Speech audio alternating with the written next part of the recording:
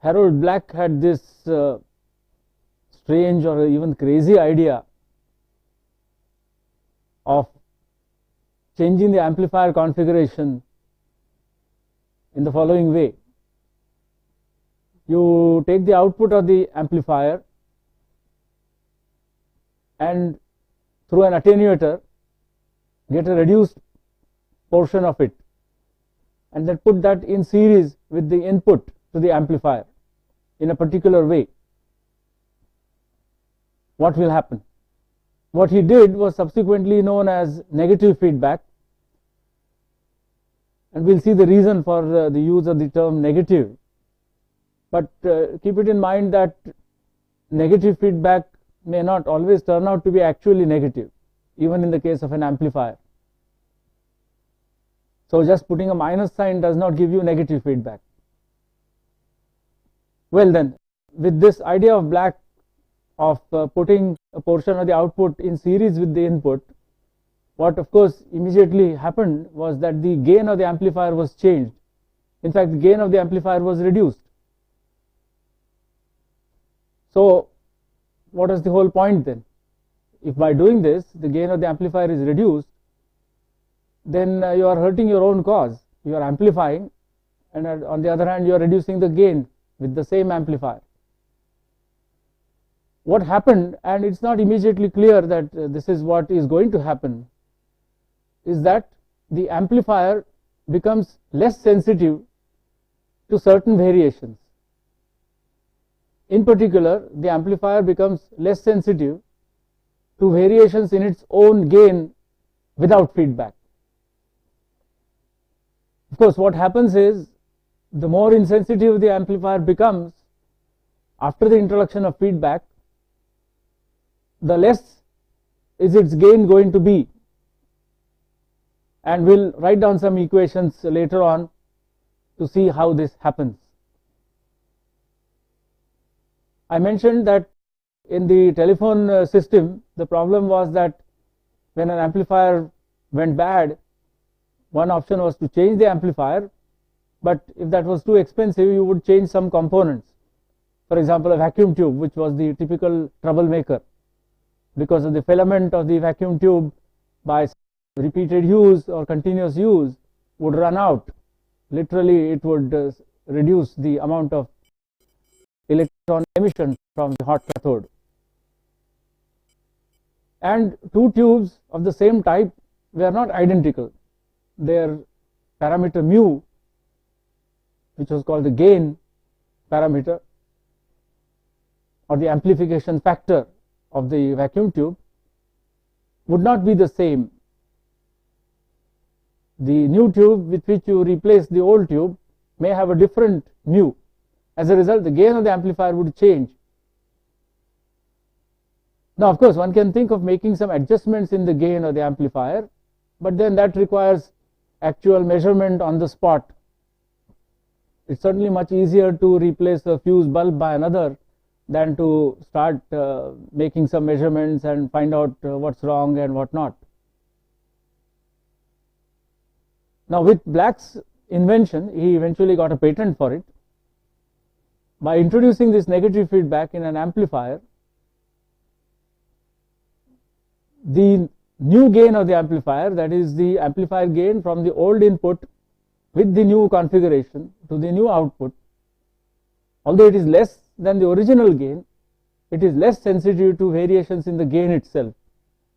One used the symbol capital A for amplification, and subsequently the symbol Greek letter beta was used to represent the fraction of the output that was fed, as it was said, in series with the input. Then, if this A beta product was large, then there was a reduction in the sensitivity. But with the reduction in sensitivity, the gain of the amplifier, instead of remaining A, of course, not only was reduced, but it became 1 by beta.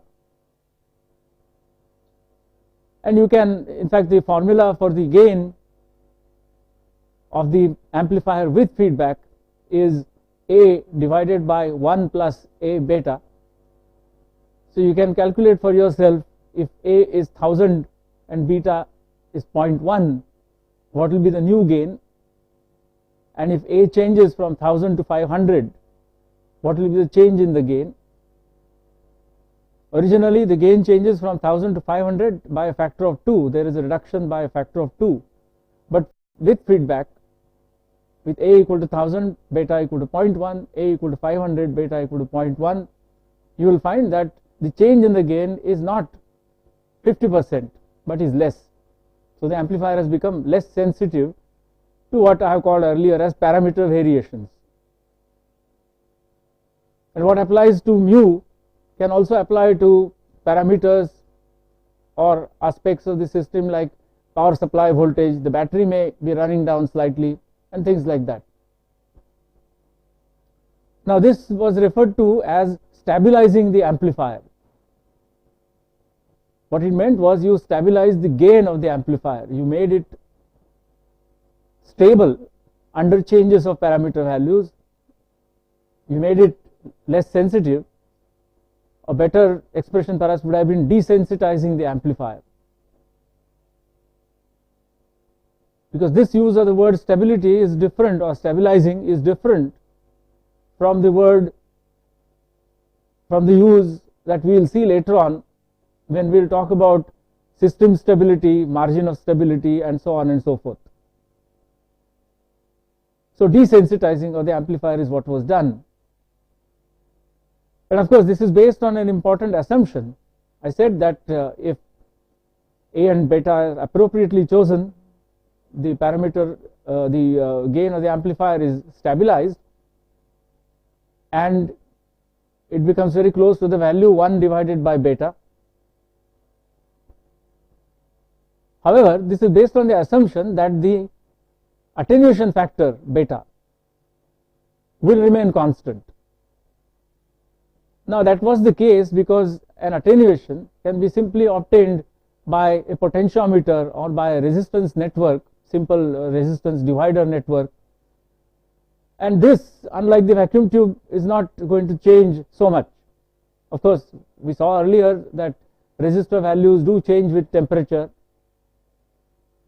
so they are not absolutely immune to environmental effects, but the attenuation factor beta is likely to remain stable, likely to remain unchanged, and so the overall gain of the amplifier, or the amplifier gain with feedback, will be nearly constant, independent of changes in the parameter of the amplifier. This was Black's idea, and of course he implemented it and he demonstrated its practical utility. However, very soon they discovered some problems, and I mentioned earlier that feedback can do some things which are good, but it can also result in some problems. What happened is, in some situations the amplifier, if you connected, and of course it was in a telephone system, so if you connected it, the output of the amplifier, to a loudspeaker or to a earphone, the amplifier would start singing, or the singing could even become a whining, and this is an instability. This is not related to the sensitivity or the lack of sensitivity, higher or lower sensitivity of the amplifier to parameter changes, but this is actually oscillations being produced by the amplifier even when there is no input, and this is instability of a certain kind, and control theory books have a whole chapter devoted to investigation of stability and instability of a control system, stabilizing a control system, margins of stability and things like that, and we will take a look at that later. But soon after the feedback idea was introduced for amplifiers, this difficulty was discovered, and this required that one should not simply fiddle with things and do something. Of course that is a good starting point, but one has to sit down and do some analysis or study of what is going on, and this was indeed done by people in the Bell Telephone laboratories of that time. One of them was Henrik Bode, The last name is sometimes pronounced as Bode, but the Americans normally called him Bode. Hendrik Bode studied this phenomenon in detail, and subsequently a very big book came out of it, which was devoted to the design of feedback amplifiers. And in your electronic circuits course dealing with analog circuits, you would have probably already encountered the use of feedback in amplifiers, feedback of various types: series feedback, shunt feedback, voltage feedback, current feedback, and whatnot. Bode's study shed some light on what could happen, and therefore one could do the design in such a way that the singing was eliminated, and yet you had an amplifier which was stable with respect to parameter changes. Of course, there were limits to what could be done, and that's what in fact Bode's work shows, that is, how far can you go. This problem was also looked at by another engineer mathematician at the Bell Laboratories. His name was Harry Nyquist, and he discovered a way of finding out when a feedback amplifier will become unstable, in the sense it may produce sustained oscillations. And indeed there is a test or a criterion for stability known as the Nyquist criterion, and once again we will be looking at it in more detail. So Black's work led to a solution of the problem of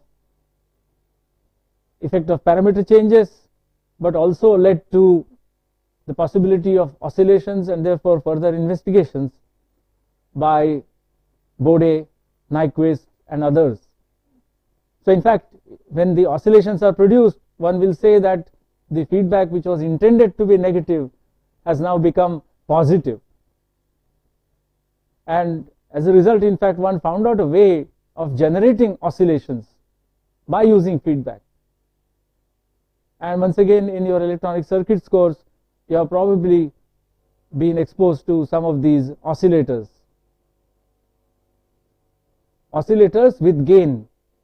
Producing simply oscillations is not that difficult. An inductance and a capacitance can produce some oscillatory behavior. But if you want an oscillator with a gain, so you have to use say either a vacuum tube, or nowadays of course a transistor, or so you have a transistorized circuit. Then you can use negative feedback to produce oscillations. So instead of inductor and capacitor, for example, you have an oscillator which does not use inductor but uses only capacitors and resistor. What is it called? It's called a RC phase shift oscillator. So this oscillator does not use an LC circuit, or what is called a tank circuit of the old radio receiver era. Of course, such LC circuits are still used, but this circuit used only C and R, no L. However, it used feedback in an appropriate manner, and the feedback could be called positive feedback that resulted in oscillations. So here was a novel way of producing oscillations, having only one of the two reactive elements, inductor and capacitor, having only one, namely capacitor.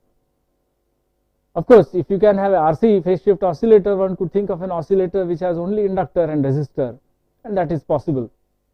This singing effect one can produce quite very simply in a laboratory. You can try it even in your own home. If you have an amplifier, and therefore you would have a microphone as well as a loudspeaker, and this effect is sometimes produced unintentionally, or if people are not careful, in an auditorium where there is a public address system being used. That is, there is a microphone into which the speaker speaks. The output of the microphone goes to an amplifier, and the output of the amplifier goes to the loudspeakers. Now it can happen that unless the loudspeakers are properly placed, the microphone may face the loudspeaker. So in other words, it will receive sound from the loudspeaker in addition to or even instead of the speaker, and as a result this singing can be produced. It can result in a large volume of sound. If you are not careful, it could even damage the system or the amplifier. Of course, there are protective devices such as fuses and so forth, but it can be quite damaging to the ear. It can produce a very shrill sound.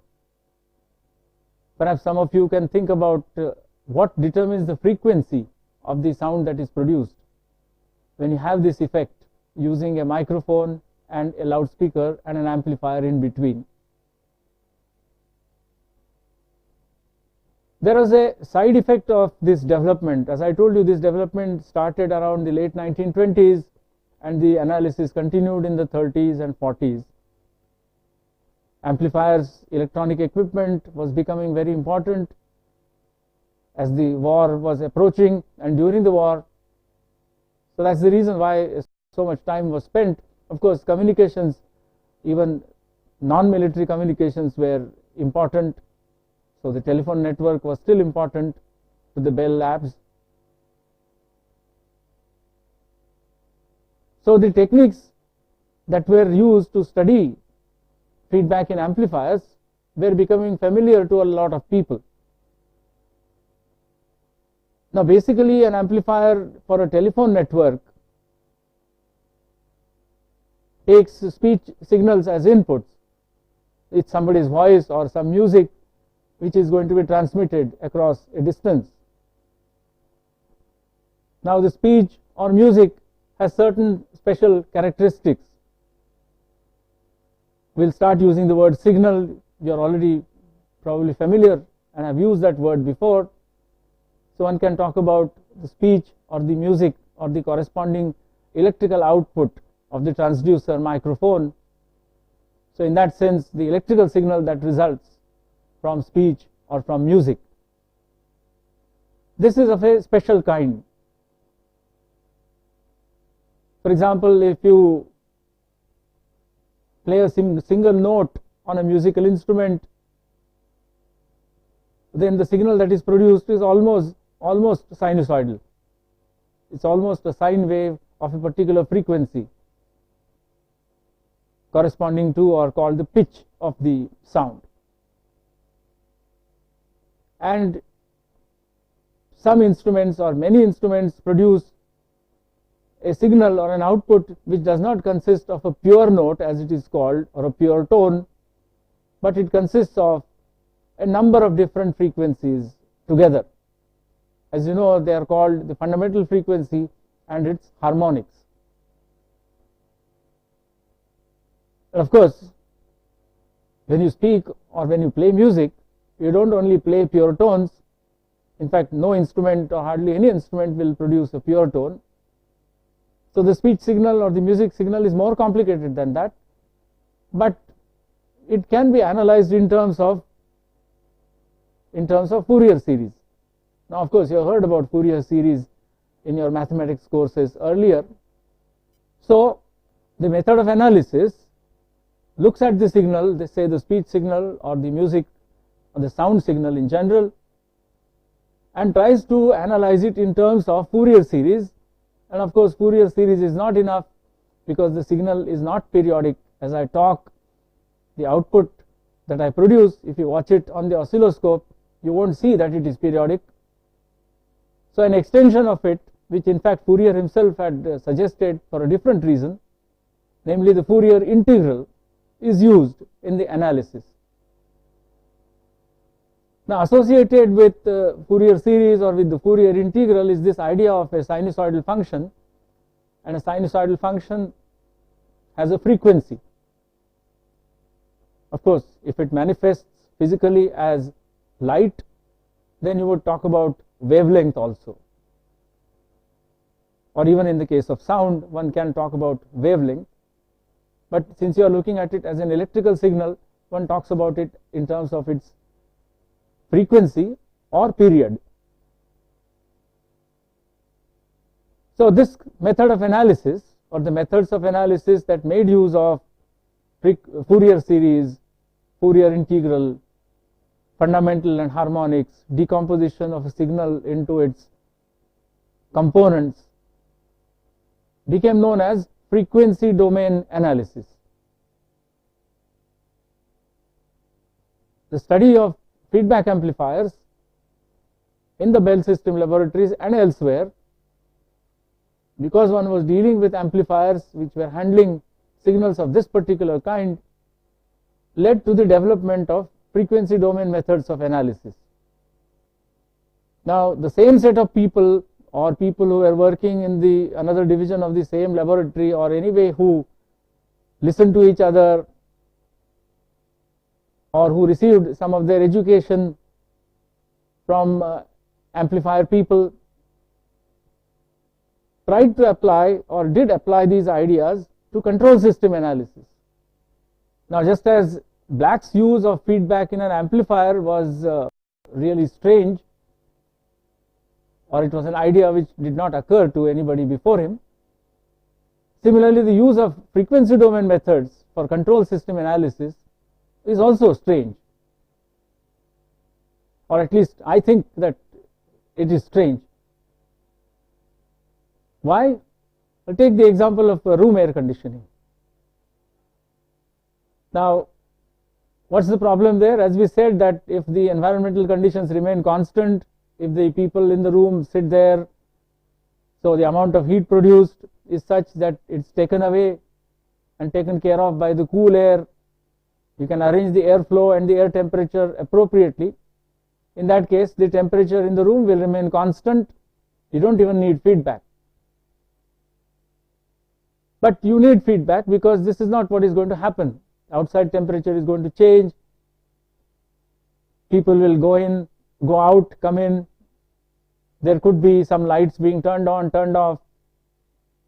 Power supply voltage could change, so on and so forth. And so the room temperature will not remain constant. And therefore you introduce feedback element called thermostat, and so on. Now, where is the periodic phenomenon here? Outside temperature will change, but it's not going to change very sinusoidally. If one is talking about change during a few hours, in a few hours, the temperature is not going to vary sinusoidally.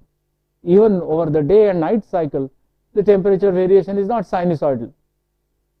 People coming in, going out, other sources of heat being turned on and off, power supply voltage changing, there's nothing sinusoidal about these phenomena. So there is no reason to use the sinusoidal function. The sinusoidal function simply does not occur. So, can techniques of feedback amplifier design which were based on sinusoidal analysis or frequency domain analysis, can they be used at all? Well, it turns out that if the system that you are studying is linear, time invariant, again some of these terms you already know, but we will take a look at them more carefully later on. If the system is linear, time invariant, then it can be studied using the sinusoidal or frequency domain analysis, even though the input to the system may not be sinusoidal at all, or may have nothing to do with any kind of periodicity, so that you would not normally think of using Fourier series or Fourier integral as a tool of analysis. So because of this, in the 1940s and 1950s, and this continued for quite some time, frequency domain methods of analysis of control systems had become very commonplace and had become really one of the most important of the analysis tools for control systems. One can look at the books which were published in that period, and one will see that this was the case. Earlier, what did people do? I mentioned James Watt and his governor, which was studied by Maxwell, or Airy's problem of moving the telescope, where it was continuous motion of the telescope as the stars moved in the night, no periodicity there during the night. How did they analyze the behavior of the control system or the system under control and the methods of controlling it? Well, they used differential equations. Maxwell wrote differential equations, Airy wrote differential equations. So the method of analysis used before Black's invention and frequency domain analysis techniques being applied in control system design, the differential equation approach was the one that was used. I mentioned earlier some work on steering of ships. This was done by the mathematician Minorski in the 1920s, and he used differential equations, not Fourier series, Fourier transforms, or ideas which led from there to some other ideas such as transfer function. Again, something which you probably already know if you have studied amplifiers, but we'll again take a look at it more carefully a little later. So no such things are found in Maxwell's analysis or Minorski's analysis. And in fact, before the Second World War, there were a lot of control applications. What were the major control applications or problems in the industry? Of course, going back to Watt's time, speed control was one. When electrical power finally replaced in most cases steam power, the use of motors as prime movers became the main thing. So speed control of motors of various kinds, of DC motors to start with, of AC motors such as the induction motor and so on. This was one major area. The second area in electrical engineering was in connection with generating, power generating systems or generating stations. As I mentioned earlier, voltage and frequency are the two important parameters of an electric power supply system. The power supply system, whether domestic, for domestic use or for industrial use, should produce a constant voltage, a constant purely sinusoidal alternating voltage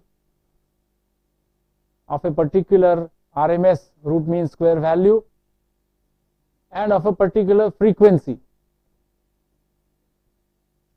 Let's say 50 hertz or 50 cycles per second and 230 volts RMS, pure sinusoidal voltage. This is what is desired. In practice, as we well know, the voltage can fluctuate. Typically in the evenings, the voltage goes down. You say that the power supply system is getting loaded. The frequency also can go down. At the same time, your motors will run at a slightly lower speed. Some devices can have some problems. The ideal is constant frequency, constant voltage, and good waveform, sinusoidal waveform. Now all this had to be done with change in the load. In the evening, people will turn on their lights. In summer, they will turn on their fans. Industry will start some process, will stop some process. Industry which run for only 1 or 2 shifts, obviously is going to be the load, that particular industrial load is going to be switched off electric locomotives, when they pull trains, changes keep on taking place. In the rush hour, you will have more trains. In the early morning and late night hours, you will have fewer trains, so there will be less load on the railway system. These are all environmental influences which will affect the voltage and frequency and sometimes even the wave shape of the supply voltage that is produced. So this was a major problem, and it still continues to be a major problem. Maintaining continuity of power supply, of course, is even more important, but it is caused by, very often by overload, as we know, or by accidents or faults, lightning striking or surges or short circuit and things like that. So on the electrical side, motor speed control and generator voltage control, voltage and frequency control, were the two main problems. In the early decades of the 20th century, 1900s, even going earlier, what were the other control problems in other areas of engineering? Chemical engineering was becoming of importance and significance, and chemical processes required to be controlled. You are stirring something, you are mixing things, you are boiling things, you are heating, cooling, whatnot. A lot of these actions require maintenance of temperature, pressure, concentration of a particular chemical, and so on. Of course, along with chemical engineering, I should also talk about metallurgical processes, production of iron and steel and other metals. I mentioned steel rolling mills and things of that kind. So general production process industries, production of cement, for example, is a complicated process that requires control at various places and at appropriate times. So in general, of course, they are referred to as process control. But in the 1900s, with the discovery of the use of components of crude oil, the Otto cycle, the petrol engine, the diesel cycle, the diesel engine, and its increasing use, chemical process industries, in particular refining of crude, became a very important industry, and therefore there are a lot of control problems there which people looked at. But they did not use any frequency domain ideas, any sinusoidal analysis, simply because nothing of that sort was taking place there. Another engineering branch which was picking up was aeronautical engineering. And in fact, right from the beginning, there was control problem. Making something take off was not very difficult. People had done it before the Wright brothers, but keeping it going and keeping it going steadily, ensuring that it will not suddenly hit the ground and come to a sorry end, that was the difficult thing. And it led to a lot of work, of course, mechanical kind of ingenuity. If one looks at pictures of Wright brothers aircraft and compares it with today's aircraft, one can notice the difference immediately. The shape, the wings in particular, the propeller, which has more or less disappeared now. You have jet engines. So there were a lot of control problems, and there are still a lot of control problems with aircraft flying. So that was another major area requiring attention, and once again, nothing sinusoidal there. So in almost all of these branches of engineering, the tools that were used before the 1940s We are not frequency domain tools, but we are what one could call time domain tools. That is, one looked at what was going on in time, not worrying whether it was sinusoidal or not. So these are called time domain methods of analysis, and basically they require us to look at differential equations. Now that is not new. From the time of, almost from the time of Newton, differential equations were being written for motion, for example for motions of planets. Of course there were some special aspects of these approach or method. I said that the primary reason for feedback is to take care of parameter changes, disturbances and so forth. So for example, looking at the air conditioner system, how would one study it? Of course the outside temperature, as I said, does not vary sinusoidally. It varies slowly.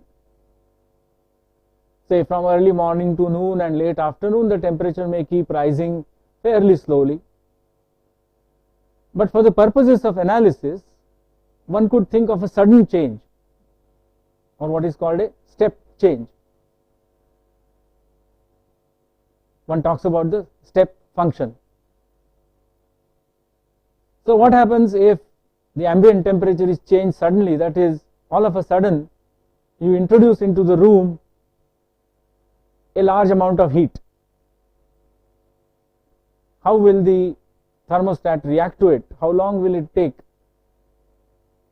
to bring the temperature back to the original? Such things became significant and important. Of course, in place of the step function, one could have a slowly rising or a slowly falling or decreasing variable, and therefore another function, what is it called? It's called the ramp function, because if you plot it, it looks as if it's a ramp or a slope over which you may carry something or roll something. So step function, ramp function responds to these were the methods used for the study and design of control systems before the frequency domain methods were introduced in the 1940s and 50s. Subsequently, of course, people have gone back to the time domain methods for various reasons. Frequency domain methods sort of ran out of steam for some time, till people invented a few more things. Differential equations, after all, were not such terrible creatures. Engineers had become familiar with some mathematics of differential equations. And more importantly, the digital computer was becoming available at an affordable price. Now, of course, the digital computer is a peculiar device. It does not use sinusoidal signals, but it does not also use differential equations, today's digital computer at least. However, differential equations can be handled also without too much difficulty using a digital computer. Handling sinusoidal analysis is no less easy. So along with the frequency domain methods, a number of time domain methods have also been introduced from 1950s and 60s onwards. Many of them, of course, have not yet found a place in the undergraduate control systems course, partly because you cannot study everything. But in our lectures here, we will spend some time on the time domain methods as well, and a little less time on the traditional frequency domain methods. Along with the method of analysis goes something else which is important in control system study and design, and that is what are called specifications. If you want to design something, usually there will be several solutions. First of all, of course, even before you think of a solution, you must say what you want. Take the case of the air conditioner once again.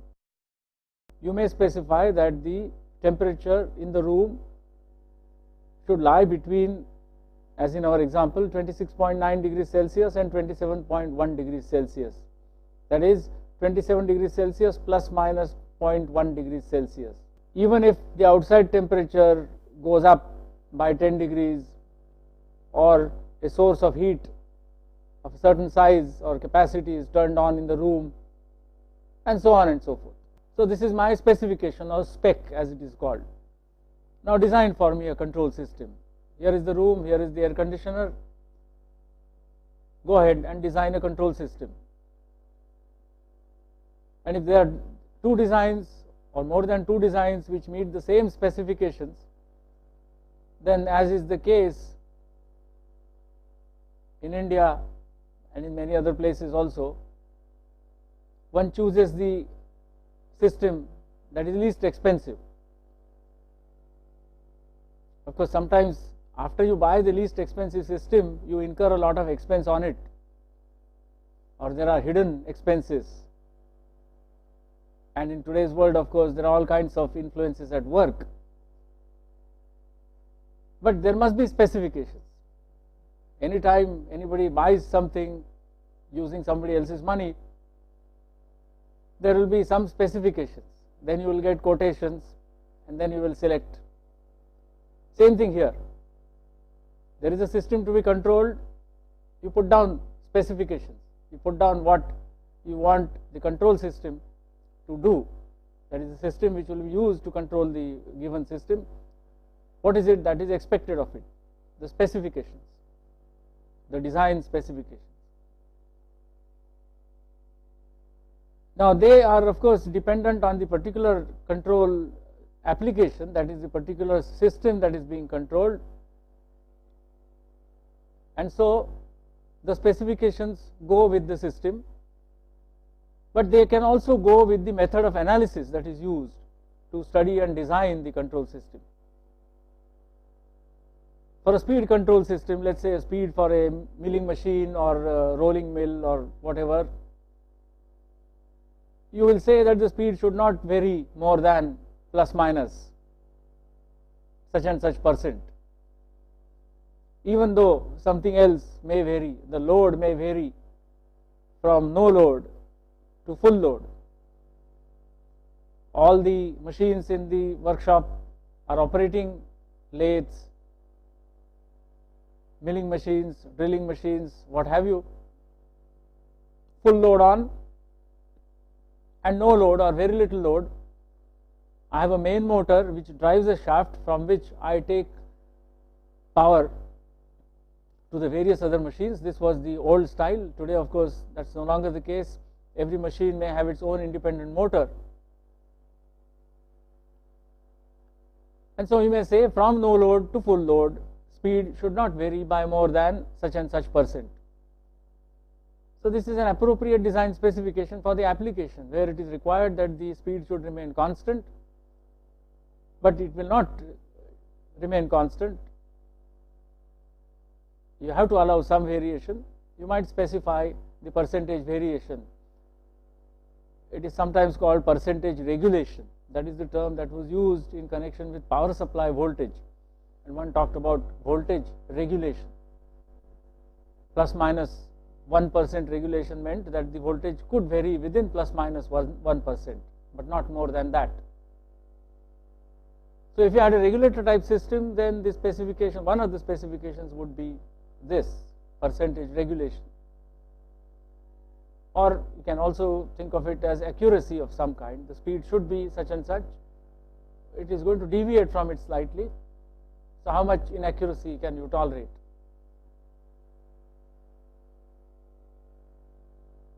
I mentioned another thing earlier, namely a load is suddenly switched on or switched off, corresponding to a step function input. Then there is another aspect that comes into the picture. When a change like this takes place, let's say the outside temperature changes suddenly, the room temperature, what will happen to it? Or the load on the motor is increased suddenly, then what will happen to it? Or in a different situation, you may decide that the desired speed needs to be changed. The room temperature, instead of 27 degrees Celsius, now I want it to be a little cooler, say 25 degrees Celsius. So I change the thermostat setting from 27 to 25. In industrial applications, the temperature setting may have to be changed, a pressure setting may have to be changed for a different problem, and so on and so forth.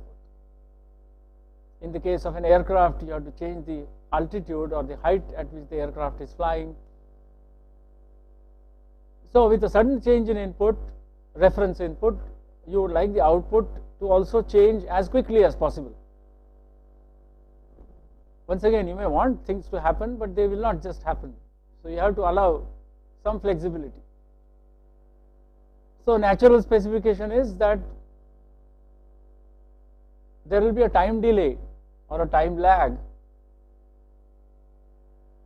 The thermostat setting has been changed, but the room temperature will not come to the new value till some time has elapsed. And this time is known as the settling time. And so this provides one specification. The system should settle down to the new value in not more than, say, 10 seconds or 5 minutes, depending on the particular application. With chemical processes, the time may be a little longer. So settling time is one specification. We'll see again, and I've been telling that we'll see, but we'll really see later on, that with some control system design, when the set point is changed or a step input is given to the system, some oscillations may be produced. Of course, these oscillations die out, so they don't stay there like an oscillator, but they are produced. Now, that may be undesirable. So you may say that there should be no oscillations, or you may tolerate the oscillations a little bit. After all, the room temperature is going to fluctuate between 27.1 and 26.9. So I should not be averse to tolerating some oscillation. So one talks about overshoot and undershoot, and one may put a limit on the overshoot and the undershoot. So that gives you another performance or design specification. Maximum percentage overshoot or maximum percentage undershoot. Let's say you may tolerate up to 10% or 20% of overshoot and undershoot, no more. A third specification for this kind of application would be what is called the rise time. Settling time is okay, but I don't want it to be too slow either. Once again, depending on the nature of the system and the order of the system, there are variations that are possible, and one can design different control systems which achieve different things. So for example, you may want a rise which is as fast as possible. However, you cannot have this rise unless you are willing to admit some oscillations. As I said, there could be some oscillations. But instead of a slow and steady rise to the desired value or change to the desired value, which after the settling time is very close to the desired value, you may want a rise or a fall, as the case may be, which is quick,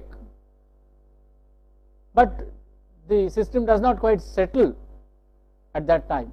It may continue to oscillate for some time, that's okay, but it should reach, let's say, 95% of the desired final value within a certain time. So one may allow a rise time of, let's say, 1 second for the final value being approached within, say, plus minus 10% or plus minus 5%, whereas the settling time could be 10 seconds for the actual value being very close to the desired final value. So for regulator type systems, these three specifications are almost obvious consequence of what is it that the regulator is supposed to do. settling time, percentage overshoot, maximum percentage overshoot or undershoot, and rise time. There are no frequency domain ideas here. There is no, you are not going to give a sinusoidal input, although you could, or you could at least theoretically, when you do your analysis, think of a sinusoidal input, but it's not natural to the problem. Whereas in the case of the amplifier, the situation is quite different. The feedback amplifier, for example. The amplifier works with, or the speech amplifier or amplifier in a telephone or an audio communication system works with audio signal which has certain features. One talks about harmonics, sinusoidal components, and so on. And so there is a corresponding natural concept associated with it called frequency response of the amplifier. The amplifier gain is not the same independent of the input frequency. At different frequencies, the gain, and also there is a phase shift that is produced, they could be different. For a good amplifier, for an ideal amplifier, the gain should be the same at all frequencies, going all the way from very low frequencies or very close to DC to very high frequencies. Of course, how high depends on the application. In the case of audio, maybe say 20 kilohertz is good enough, and on the low frequency side, maybe a few hertz or even 20 hertz may be okay. So here is a design specification for an amplifier. The gain should be constant, should not change with frequency over this frequency range. Now once again, it is not possible to have an absolutely constant gain, therefore one will specify the tolerance within which the gain should be constant. Similarly, you may talk about the phase shift. So gain and phase shift versus frequency, these are very natural specifications for an amplifier. And in fact, people realize that by using feedback, you can change these aspects of the amplifier. An amplifier whose gain was not as constant as was desired earlier, by changing it, by using feedback, could be made into an amplifier whose frequency response is more constant. In fact, this is one of the side benefits of feedback. Black had not thought about it. He was only thinking of stabilizing amplifiers. But as I said earlier, feedback has other effects.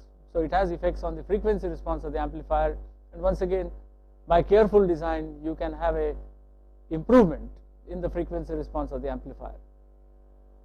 So if I want to design a feedback amplifier, this could be a specification. And when one uses frequency domain methods of analysis, then one normally and naturally talks about terms which involve or relate to frequency, gain, phase. As a result of the work by Bode and Nyquist, concepts such as frequency response of a feedback control system, gain margin, phase margin, and others came into use, and we will take a look at them. But we should remember that they were natural for a particular setting, namely the setting of an amplifier. They are not 100% natural for a control system situation. I have been talking about regulator systems at the moment. As far as specifications are concerned, what about servo mechanisms or follow-up control systems, such as the gun control system? The gun should follow the target, or a preset course should be followed by an aircraft. What kind of performance specification would one think of? Especially when what is to be followed is not known beforehand. I don't know how the enemy aircraft or the target is going to move, what maneuvers it is going to perform. The simplest, of course, specification would be that, well, the orientation of the gun, it may not coincide exactly with the target position, but should be within such and such tolerance. That is, the difference and in this case it can be called an error justifiably, because the gun should be pointing at the target. However, the gun cannot be moved instantaneously, so there is an error, and if you fired the shell, it will actually result in an error. That target will not be hit and something else may get hit. So one naturally talks about error as the difference between what is desired, the signal to be followed, and what is actually being achieved. And people realize that there is nothing like a step function. The target was not likely to suddenly jump up or in an instant turn around and things like that. But you would have the target moving for some time, you would have the signal to be followed for some time over what one calls an interval of time, and there will be error taking place, of course, all along this. Hopefully the error will be reduced as the system proceeds in time, but there would be error, and therefore one could say that, all right, a system which over a given interval of time has a lesser error than another one would be preferred, costs being equal. So this led to some performance specifications which involve what is called as the integral squared error criterion or specification. The error could be positive or negative, so you get rid of the sign problem by squaring it. That's one way of doing it. The error will be there not just at one moment but may continue, so you are looking at the error over a whole period of time, 1 hour or whatever. So you integrate the squared error, and that sort of gives you some idea of how good or bad your control action was. And of course this gave rise to the idea of not only reducing the error, but trying to find out what would be the minimum error that you could achieve. And this gave rise to what are called optimal control problems or optimization problems for control systems. Interestingly, this was also going side by side during the Second World War effort. And naturally the frequency domain methods which had been developed for amplifiers and which were being used for control system design became applicable or were applied to this problem also, the problem of servo mechanisms or follow-up systems with integral squared error as something which was to be reduced or which was specified, an upper limit was specified. Again, during the course of analysis, one finds that some things are convenient.